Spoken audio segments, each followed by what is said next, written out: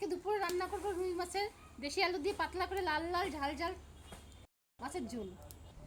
উনান ধরে নিয়ে কড়াই বসিয়ে দিলাম।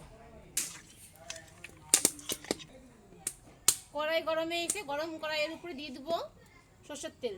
সরষের তেল গরম হয়ে গেলে সবগুলো মাছের পিসি ভেজে নেব। ভেজে উঠিয়ে নিলাম।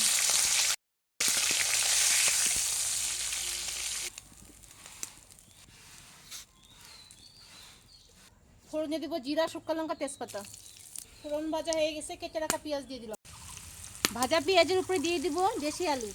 দিয়ে দিলাম স্বাদ মতো লবণ, পরিমাণ মতো হলুদের গুঁড়া দিয়ে লাল লাল করে দেশি আলু ভালো করে ভেজে নিলাম। এখন বেটে রাখা মশলা দিয়ে দিব। এখানে বেটে রাখছে জিরা, আদা, শুকনো লঙ্কা, একটা টমেটো নেব। এখন পরিমাণ মতন ঝোলের জন্য জল দিয়ে দিব। মাছের ঝোলে জল দিয়ে দিলাম। ডাল হোক, আমি এদিকে শিলপাটায় দারচিনি আর এলাচটা বেটে নিই। মাছের ঝোলের বলক উঠে পড়েছে। এখন ভাজা মাছের পিসগুলো দিয়ে দিব। মাছ দিয়েও মাছের ঝোল জাল দেওয়া হয়ে গেছে। এখন বেটে রাখা গরম মশলা দিয়ে নামিয়ে দিব।